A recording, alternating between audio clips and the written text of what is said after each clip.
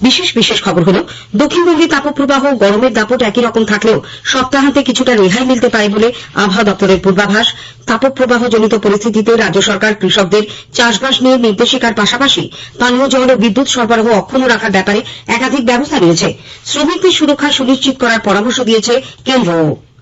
রাজ্যে চলতি দুয়ারে সরকার শিবিরে এ পর্যন্ত 42,77,000-এরও বেশি আবেদনের অনুমোদন মিলেছে। মিড ডে মিল প্রকল্পে 100 কোটি টাকার দুর্নীতি হয়েছে বলে যৌথ পর্যালোচনা মিশনের কেন্দ্রকে দেওয়া রিপোর্ট নিয়ে রাজ্য সরকার জবাবদিহি তলব করেছে। জীববৈচিত্র্যের ঐতিহ্য সংরক্ষণ ক্ষেত্রের তালিকায় সারা দেশের মধ্যে শীর্ষস্থান লাভ করেছে পশ্চিমবঙ্গ। দেশের বিভিন্ন অংশের সঙ্গে এ রাজ্যে নতুন করে করোনার প্রকোপ বৃদ্ধি পাওয়ায় রাজ্য সরকার কোভিড বিধি মেনে চলার জন্য সাধারণ মানুষকে পরামর্শ দিয়েছে। কোজিকোড়ে গতকাল সুপার কাপ ফুটবলের গ্রুপ লিগের ম্যাচে আইএসএল চ্যাম্পিয়ন এটিকে মোহনবাগান 1-0 গোলে এফসি গোয়ার কাছে পরাজিত হয়েছে। আসছে বিস্তারিত খবরে। দক্ষিণবঙ্গে তাপপ্রবাহ এবং গরমের দাপট আপাতত একই রকম থাকলেও সপ্তাহান্তে কিছুটা রেহাই মিলতে পারে। তবে শুক্রবার পর্যন্ত গাঙ্গ পশ্চিমবঙ্গের সর্বত্রই তাপপ্রবাহের পরিস্থিতি একই রকম থাকার সম্ভাবনা। দক্ষিণবঙ্গে কলকাতা ছাড়াও পুরুলিয়া, ঝাড়গ্রাম, বাঁকুড়া, পশ্চিম বর্ধমান এবং বীরভূমে আজও তীব্র তাপপ্রবাহের সতর্কতা জারি করেছে আবহাওয়া দপ্তর। কলকাতায় আজ সকালে সর্বনিম্ন তাপমাত্রা রেকর্ড করা হয়েছে 29.3 ডিগ্রি সেলসিয়াস, স্বাভাবিকের তুলনায় যা 3 ডিগ্রি বেশি। গতকাল সর্বোচ্চ তাপমাত্রা ছিল 38.6 ডিগ্রি সেলসিয়াস, স্বাভাবিকের 3 ডিগ্রি ওপরে।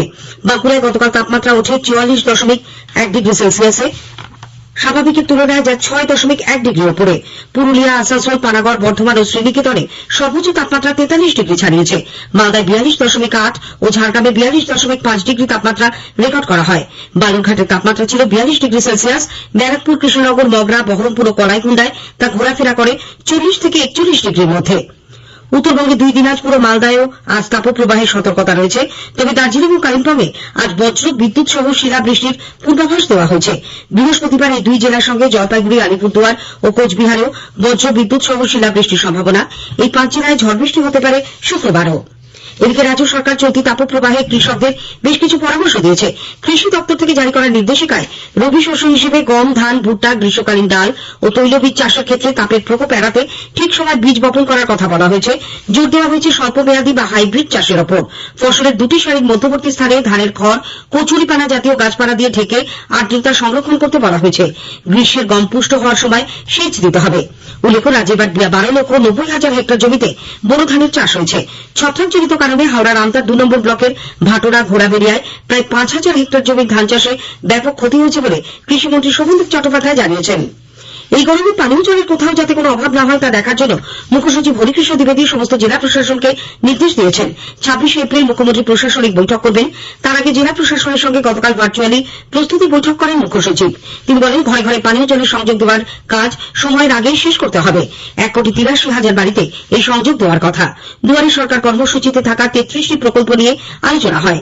যেসব সামাজিক সুরক্ষা প্রকল্পে উপভোক্তাদের ব্যাংক অ্যাকাউন্টে টাকা পাঠানো বাকি, 26 এপ্রিলের প্রশাসনিক বৈঠকে মুখ্যমন্ত্রী সেগুলি দিয়ে দেবেন বলেও তিনি জানান। 2022-23 অর্থবর্ষে বরাদ্দ ও খরচের হিসেব আজকের মধ্যে মুখ্যসচিবের কাছে জমা দিতে বলা হয়েছে। রাজ্য জুড়ে তীব্র গরমের মধ্যে বিদ্যুৎ সংক্রান্ত সমস্যার দ্রুত সমাধানের লক্ষ্যে রাজ্য সরকার হেল্পলাইন নম্বর চালু করার পাশাপাশি সাধারণ মানুষ যাতে কোনো অসুবিধায় না পড়েন তা নিশ্চিত করার নির্দেশ দিয়েছে। চলতি পরিস্থিতি নিয়ে বিদ্যুৎ মন্ত্রী অরূপ বিশ্বাস গতকাল বিধাননগরের বিদ্যুৎ ভবনে দপ্তরের সচিব, রাজ্য বিদ্যুৎ বন্টন সংস্থা ও সিইএসসির আধিকারিক এবং ইঞ্জিনিয়ারদের সঙ্গে বৈঠক করেন। বিদ্যুৎ বন্টন সংস্থার তরফে পরিস্থিতির ওপর নজরদারির জন্য 24 ঘন্টার একটি কন্ট্রোল রুম ছাড়াও 2টি হেল্পলাইন নম্বরও চালু করার কথা বলা হয়েছে। হেল্পলাইন নম্বর দুটি হল 8900793503 এবং 8900793504। দেশের বিভিন্ন অংশে তাপপ্রবাহ জনিত পরিস্থিতিতে শ্রমিকদের সুরক্ষা সুনিশ্চিত করার জন্য একাধিক পদক্ষেপের পরামর্শ দিয়ে কেন্দ্রীয় শ্রম মন্ত্রক রাজ্যগুলিকে চিঠি দিয়েছে। মুখ্য সচিবকে লেখা ওই চিঠিতে কেন্দ্রীয় শ্রম সচিব আরতি আহুজা রাজ্য সরকার যাতে বেসরকারি সংস্থা, নির্মাণ কোম্পানি ও শিল্পগুলিকে এ ব্যাপারে নির্দেশ দেন তার অনুরোধ জানিয়েছেন। কাজের সময় পরিবর্তন, কাজের জায়গায় পর্যাপ্ত পানীয় জলের যোগান বজায় রাখা এবং আইস প্যাক সহ বিভিন্ন সরঞ্জাম মজুত রাখার কথাও বলা হয়েছে চিঠিতে। শ্রমিকদের নিয়মিত স্বাস্থ্য পরীক্ষার উপরেও বিশেষ জোর দেওয়া হয়েছে। রাজ্যে চলতি দুয়ারে সরকার কর্মসূচির দ্বিতীয় পর্বে বিভিন্ন জেলায় 50,519টি শিবির থেকে সোমবার পর্যন্ত 42,77,114টি আবেদনপত্রের অনুমোদন মিলেছে। নবান্ন থেকে গত সন্ধ্যায় এক বিবৃতিতে একথা জানানো হয়। এর মধ্যে পূর্ব মেদিনীপুরে সবচেয়ে বেশি 93%, দক্ষিণ 24 পরগনায় 92 এবং নদিয়ায় 91% আবেদনের অনুমোদন দেওয়া হয়েছে। উল্লেখ্য, বিভিন্ন সামাজিক সুরক্ষা প্রকল্পের সুবিধা নিতে ষষ্ঠ দফা এই কর্মসূচির প্রথম পর্যায়ে গত 1 থেকে 10 এপ্রিল পর্যন্ত আয়োজিত 94,419টি শিবিরে 58,64,270 জন তাদের আবেদন জমা দিয়েছিলেন। মিড ডে মিল প্রকল্পে 100 কোটি টাকার দুর্নীতি হয়েছে বলে যৌথ পর্যালোচনা মিশন রাজ্যের প্রতিনিধির সই ছাড়া কেন্দ্রীয় সরকারকে যে রিপোর্ট জমা দিয়েছে, রাজ্য সরকার তার জবাবদিহি চেয়েছে। শিক্ষামন্ত্রী ব্রাত্য বসু এক টুইটে এই প্রকল্পে গড়মিল সম্পর্কে কেন্দ্রীয় সরকারকে উত্তর পাঠাতে গিয়ে দুর্নীতির জায়গায় রাজ্য সরকার ওই একই সময় এই প্রকল্পে 18,80,00,000 টাকা সাশ্রয় করেছে বলে দাবি করেন। এই জন্য তিনি মিশনের চেয়ারপারসনের কাছে জবাবদিহির আবেদন জানিয়েছেন। 50,000 টাকা ঘুষ নেওয়ার সময় সিবিআই খিদিরপুরে কলকাতা বন্দরের কাস্টমস সুপারিনটেন্ডেন্টকে হাতে নাতে গ্রেপ্তার করেছে। চীন থেকে আসা মাল খালাসের জন্য ওই আধিকারিক এজেন্ট মারফত 3 লক্ষ টাকা ঘুষ চেয়েছেন বলে অভিযোগের ভিত্তিতে সিবিআই ফাঁদ পাতে পশ্চিমবঙ্গ বিহারের ধৃত কাস্টমস সুপারের বাড়িতে তল্লাশি চালানো হয়। প্রদেশ কংগ্রেস সভাপতি অধীর চৌধুরী বলেছেন, তৃণমূল কংগ্রেসের দুর্নীতি এমন জায়গায় পৌঁছেছে যে দুর্নীতির উৎসস্থলের সন্ধান মিললেও গন্তব্যস্থল এখনো বোঝা যাচ্ছে না। কলকাতায় গতকাল প্রদেশ কংগ্রেস কার্যালয়ে এক সাংবাদিক বৈঠকে সাংসদ বলেন, তৃণমূল কংগ্রেসের দুর্নীতি একটি নির্দিষ্ট জায়গায় সীমাবদ্ধ নেই, দুর্নীতির শাখা প্রশাখা ছড়িয়েছে। অধীরবাবু গতকাল প্রদেশ কংগ্রেস কার্যালয়ে আয়োজিত ইফতারে অংশ নেন। বর্তমানে তৃণমূল কংগ্রেসের দলীয় ইফতার পার্টিতে বর্ধমান বিশ্ববিদ্যালয়ের উপাচার্যের উপস্থিতি নিয়ে সমালোচনার ঝড় উঠেছে। বর্তমানে স্পন্দন মাঠে জেলা তৃণমূল কংগ্রেসের উদ্যোগে গতকাল এই ইফতারের আয়োজন করা হয়। সেখানে মঞ্চে তৃণমূল কংগ্রেস নেতাদের সঙ্গে বর্ধমান বিশ্ববিদ্যালয়ের উপাচার্য নিমাই চন্দ্র সাহাকেও বসে থাকতে দেখা যায়। এই ছবি প্রকাশ্যে আসতেই সমালোচনায় সরব হন বিরোধীরা।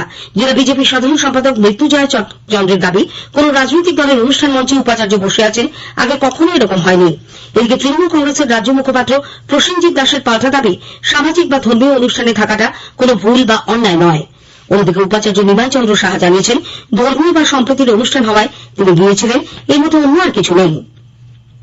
সরকারের পক্ষে থাকতে হবে, না হলে পথ যাবে, এ রাজ্যে বর্তমান পরিস্থিতি এমনটাই বলে কেন্দ্রীয় শিক্ষা প্রতিমন্ত্রী ডক্টর সুভাষ সরকার মন্তব্য করেছেন।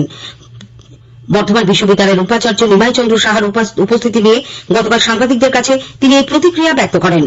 তৃণমূলের ইফতার পার্টিতে মানে কেবা আগে প্রাণ করিবেক দান, এই হচ্ছে অবস্থা। বিশ্ববিদ্যালয়ের উপাচার্য যদি এরকম যান, তাহলে আর কিছু বলার নেই। আমরা যে বারবার বলছি, সমস্ত স্তরের আধিকারিকরা রাজনৈতিক মেরুকরণ হয়ে গেছে। একেবারে সরকার পক্ষে তাদেরকে থাকতে হবে, না হলে পদ ছাড়তে হবে। এটা হচ্ছে বর্তমান সরকারের নীতি। স্থানীয় সংবাদ শুনছেন আকাশবাণী কলকাতা কেন্দ্র থেকে। জীববৈচিত্র্য ঐতিহ্য সংরক্ষণ ক্ষেত্রের তালিকায় পশ্চিমবঙ্গ দেশের মধ্যে শীর্ষস্থান লাভ করেছে। বিশ্ব ঐতিহ্য দিবস উপলক্ষে গতকাল নন্দন প্রেক্ষাগৃহে এক আলোচনা সভায় ওয়েস্ট বেঙ্গল বায়োডাইভার্সিটি বোর্ডের চেয়ারম্যান হিমাদ্রি শেখর দেবনাথ একথা জানান। তিনি বলেন, ঝাড়গ্রামের চিল্কিগড়, কোচবিহারের বানেশ্বর, শিবদিঘি, দার্জিলিংয়ের টংলু, ধোত্রে ও নামথিং পোখরি, বীরভূম জেলার আমখই উড ফসিল পার্ক ও নদিয়ার চরবালিডাঙ্গা এবং কৃষ্ণনগরের কোম্পানি বাগানকে নিয়ে এ রাজ্যে মোট 8টি জীববৈচিত্র্য ঐতিহ্য সংরক্ষণ ক্ষেত্রের তালিকা ঘোষণা করেছে কেন্দ্রীয় সরকার। ডক্টর দেবনাথ বলেন, জীববৈচিত্র্য সংরক্ষণকে আরো প্রসারিত করতে ব্লক স্তরে পুরনো গাছগুলিকে বাঁচিয়ে রাখা বেশি গুরুত্বপূর্ণ। অস্ট্রেলিয়াতে একবার 1980-তে একটা স্টাডি হয়েছিল এবং সেখানে দেখা গেছে যে 19টি গাছে 1200 বিটল স্পিসিস হয়েছে এবং তার মধ্যে 80% ডিউ টু সায়েন্স। একটা দেখা গেছে আমাদের এখানে 100 বছরের উপরের গাছে 60 থেকে 70টা স্পিসিসের হ্যাবিটেট। সুতরাং একটা গাছ কাটা মানে হচ্ছে জীববৈচিত্র্য থেকে 60 থেকে 70টা প্রজাতিকে সরিয়ে দেওয়া। সুতরাং একটা প্রাচীন বৃক্ষকে যদি আমরা সংরক্ষণ করে থাকি প্রত্যেকটি ব্লকে, প্রত্যেকটি গ্রামে গঞ্জে যেখানে যেখানে আছে, তাহলে আমরা আরো স্পিসিস সংরক্ষণ করতে পারবো। সীমান্তরক্ষী বাহিনী বিএসএফ ভারত বাংলাদেশ আন্তর্জাতিক সীমান্তে চোরা কারবার রোধে সীমা সাথী নামে একটি হেল্পলাইন নম্বর চালু করেছে। এই নম্বরটি হল 14419। এছাড়া দক্ষিণবঙ্গ সীমান্ত এলাকায় চোরা কারবারিদের খোঁজ খবর বিএসএফ কে জানানোর জন্য একটি হোয়াটসঅ্যাপ নম্বরও চালু করা হয়েছে। এই নম্বরটি হল 9903472227। দেশের বিভিন্ন অংশের সঙ্গে রাজ্যে নতুন করে করোনার প্রকোপ বৃদ্ধি পাওয়ায় রাজ্য সরকার কোভিড বিধি মেনে চলার জন্য ফের সাধারণ মানুষকে পরামর্শ দিয়েছে। বিশেষ করে বয়স্ক এবং কোমরবিডিটিতে আক্রান্তদের সুরক্ষিত রাখার উপর বিশেষ গুরুত্ব দেওয়া হয়। নবান্ন থেকে গতকাল এই মর্মে বিস্তারিত নির্দেশিকা জারি করা হয়েছে। কোজিকোড়ে গতকাল সুপার কাপ ফুটবলের গ্রুপ লিগের ম্যাচে আইএসএল চ্যাম্পিয়ন এটিকে মোহনবাগান 0-1 গোলে এফসি গোয়ার কাছে পরাজিত হয়েছে। গোল করেছেন ফারেজ। কলকাতার হেস্টিংস থানা এলাকায় গত রাতে এক পথ দুর্ঘটনায় 2 বাইক আরোহীর মৃত্যু হয়েছে। ঘোড়াপাশ খিদিরপুর রোডে একটি বাইক নিয়ন্ত্রণ হারিয়ে ট্রাকের পেছনে চাকার তলায় পড়ে যায়। স্থানীয় সংবাদ শেষ হল।